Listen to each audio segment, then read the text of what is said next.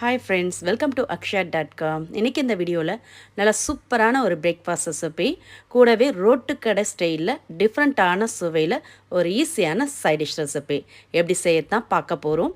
வீட்டில் இட்லி தோசை மாவு இல்லாத சமயங்களில் சிம்பிளாக செய்யக்கூடிய இந்த ஈஸியான பிரேக்ஃபாஸ்ட் அண்ட் சைட் டிஷ் ரெசிபியை நீங்களும் கண்டிப்பாக இதே மாதிரி ஒரு முறை ட்ரை பண்ணி பாருங்கள். சூப்பராக இருக்கும். இப்போ இதை செய்யறதுக்கு ஒரு வாணலில் 1 டீஸ்பூன் எண்ணெய் ஊற்றியிருக்கேன். எண்ணெய் சூடானதும் அரை கப் அளவுக்கு பச்சை வேர்க்கடலை, ஒரு 50 கிராம் அளவு பச்சை வேர்க்கடலையை சேர்த்து ஒரு 2லேருந்து 3 நிமிஷத்துக்கு வறுத்துக்கலாம். உங்ககிட்ட ஆல்ரெடி வறுத்த வேர்க்கடலை இருந்துன்னா அதை அப்படியே சேர்த்துக்கலாம். இப்போ வேர்க்கடலை வறுபட்டுருத்து இதோட உரித்த பூண்டு ஒரு 7லேருந்து 8 பூண்டு பல் சேர்த்துக்கலாம். கூடவே ஒரு பெரிய சைஸ் வெங்காயத்தையும் 4 பெரிய சைஸ் பழுத்த தக்காளியும் கட் பண்ணி வச்சுருக்க அது எல்லாத்தையும் இதோட சேர்த்துக்கலாம். சேர்த்துட்டு இதோட காரத்துக்கு ஒரு 8 பச்சை மிளகா, உங்கள் காரத்துக்கு ஏற்ப கூடுதலாகவோ கம்மியாகவோ பச்சை மிளகா சேர்த்துங்க. நான் நல்லா காரமாக இருக்கிறதுக்கு ஒரு 8லேருந்து 10 பச்சை மிளகா சேர்த்துருக்கேன். சேர்த்து லைட்டாக கலந்துட்டு இதோட தேவையான அளவு தண்ணி, முழுகிற அளவுக்கு தண்ணி சேர்த்து கலந்துக்கலாம். இப்போ அடுப்பை மீடியமாக வச்சுட்டு ஒரு 3லேருந்து 4 நிமிஷம் அப்படியே வேக விடுங்க. வேகட்டும். அது வேகத்துக்குள்ளே ஒரு பவுலில் 1 கப் அளவுக்கு ரவை, வறுக்காத ரவை தாங்க சேர்த்துருக்கேன். சேர்த்துட்டு அதே கப்பால் 1 கப் அளவுக்கு தண்ணி சேர்த்து இதை அப்படியே ஒரு 5 நிமிஷம் ஊற விட்டுடலாம். அப்படியே ஊறட்டும்.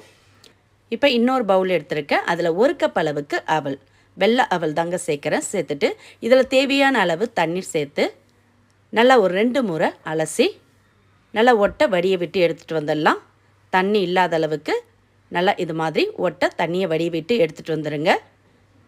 இப்போ இதோட 1 கப் அளவுக்கு அதிக புளிப்பில்லாத தயிர், 1 கப் அவல் சேர்த்தும் அதே கப்பால் 1 கப் அளவுக்கு தயிர் சேர்த்து நல்லா கலந்துக்கலாம்.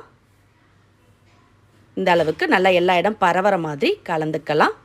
கலந்துட்டு இதை அப்படியே ஒரு பிளேட் போட்டு மூடி வச்சிடலாம். இதுவும் ஒரு 5 நிமிஷம் ஊறட்டும். நல்லா சாஃப்டாகும். அப்படியே மூடி வச்சிடலாங்க.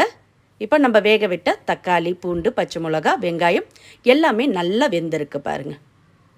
வேர்க்கடலையும் நல்லா வெந்திருக்கு. இப்போ இதோட தோல் சீவனை இஞ்சி துண்டு கொஞ்சம் சேர்த்து கலந்து அப்படியே வேக விடுங்க. கூடவே 1 டீஸ்பூன் ஜீரகம் சேர்த்துக்கலாம். கூடவே ஒரு சின்ன கோழிக்குண்டு சைஸுக்கு புளி சேர்த்துக்கலாம். ஓடு நாரெலாம் இல்லாத அளவுக்கு பார்த்துட்டு சேர்த்துக்கங்க.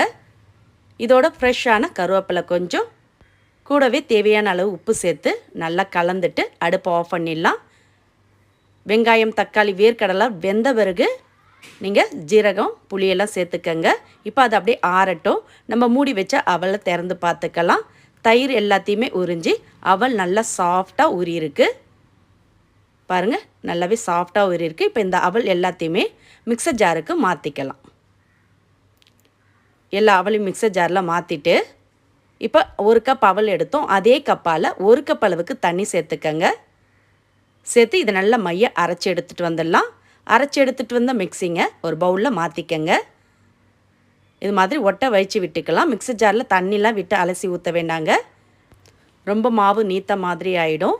இப்போ இதோட நம்ம ஏற்கனவே ஊற வச்ச ரவையை தண்ணிலாம் இல்லாத அளவுக்கு ஒட்டை பிழிஞ்சு எடுத்து சேர்த்துக்கலாம். அப்படியே சேர்த்துடாதீங்க. தண்ணி இல்லாத அளவுக்கு இது மாதிரி பிழிஞ்சு எடுத்து சேர்த்துக்கலாம். 1 கப் அவல், 1 கப் ரவை மெஷரிங் கரெக்டாக இருக்கும். அதே மாதிரி 1 கப் தயிர், 1 கப் அளவுக்கு தண்ணி சேர்த்து அரைச்சிருக்கேன். இப்போ இதோட தேவையான அளவு உப்பு சேர்த்துட்டு நல்லா கலந்துக்கலாம்.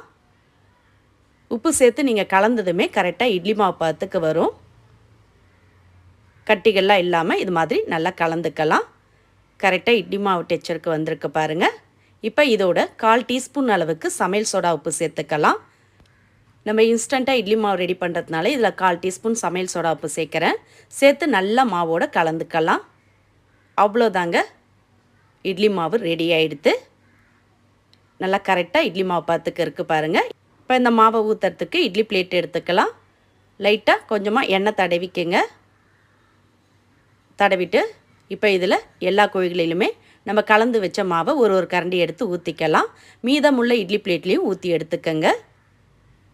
இப்போ ஊற்றி எடுத்த இட்லி பிளேட்டை இட்லி கடாயில் அடிக்கலாம். நான் அதுக்கு இட்லி கடாயில் அடியில் 1 டம்ளர் தண்ணி ஊற்றி சூடானதும் அதில் இட்லி பிளேட்டை வரிசலாக அடுக்கி இட்லி கடாயை மூடிடலாம். மூடிட்டு அடுப்பை மீடியம் ஃப்ளேமில் வச்சு ஒரு 10 நிமிஷம் வேக விடுங்க, வேகட்டும். இப்போ அது வேகிறதுக்குள்ளே நம்ம ஆற வச்ச தக்காளி, வெங்காயம், வேர்க்கடலை எல்லாத்தையும் மிக்சர் ஜாருக்கு மாற்றி அரைச்சி எடுத்துக்கலாம். எல்லாத்தையுமே மிக்சர் ஜாரில் மாற்றிட்டு அதில் இருக்க கொஞ்சம் தண்ணியையும் சேர்த்துக்கங்க. இதுக்கு மேலே எக்ஸ்ட்ரா தண்ணி சேர்க்காதீங்க, ரொம்ப தண்ணியாக ஆகிடும் சட்னி. இப்போ இதை அப்படியே அரைச்சி எடுத்துகிட்டு வந்துடலாம். இப்போ அரைச்சி எடுத்துகிட்டு வந்த சட்னியை ஒரு மிக்சிங் பவுலில் மாற்றிக்கலாம். மாற்றிட்டு கொஞ்சமாக மிக்சர் ஜாரில் தண்ணி விட்டு அலசி ஊற்றிக்கங்க. அதிகமாக தண்ணி சேர்த்துற வேண்டாம். இட்லிக்கு செய்கிறதுனால சட்னி நல்லா திக்காக இருந்தால் நல்லாயிருக்கும். இதே நீங்கள் தோசை, பொங்கலுக்கெல்லாம் செய்கிற மாதிரினா கொஞ்சம் தண்ணி ஊற்றிக்கலாம். இப்போ இதுக்கு தாளிப்பு ரெடி பண்ணி ஊற்றிட்டு நல்லா கலந்துக்கலாம்.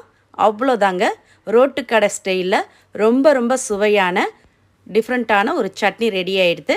இது அப்படியே இருக்கட்டும். இப்போ இட்லியும் நல்லா வெந்துடுத்துங்க. இப்போ இட்லி கடாயை திறந்துட்டு அடுப்பை ஆஃப் பண்ணிடலாம். லைட்டாக ஆறினதும் இதை எடுத்து வெளியே வச்சு இட்லி கரண்டியால் எடுத்துக்கலாம்.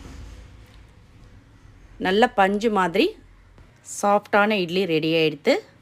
வீட்டில் இட்லி மாவு இல்லாத சமயங்களில் இது மாதிரி இன்ஸ்டண்ட்டாக செய்யக்கூடிய பஞ்சு மாதிரி சாஃப்டான இட்லி ரெசிபியை நீங்களும் இதே மாதிரி இதே அளவுகளோட ட்ரை பண்ணி பாருங்கள். ட்ரை பண்ணி பார்த்துட்டு உங்களோட கருத்துக்களை கமெண்டில் தெரிவிங்க. இப்போ சுட சுட இட்லியோட நம்ம அரைச்சி வச்ச சட்னியை ஊற்றி சர்வ் பண்ணி பாருங்கள். 2 இட்லி எக்ஸ்ட்ரா கேட்டு வாங்கி சாப்பிடுவாங்க. அந்த அளவுக்கு சூப்பராக அருமையாக இருக்கும். இந்த இன்ஸ்டண்ட்டான breakfast and side dish recipe உங்களுக்கு பிடிச்சிருந்தா வீடியோக்கு ஒரு லைக் கொடுங்க. ஃப்ரெண்ட்ஸ் அண்ட் ரிலேட்டிவோட இந்த வீடியோவை நிறைய ஷேர் பண்ணுங்கள்.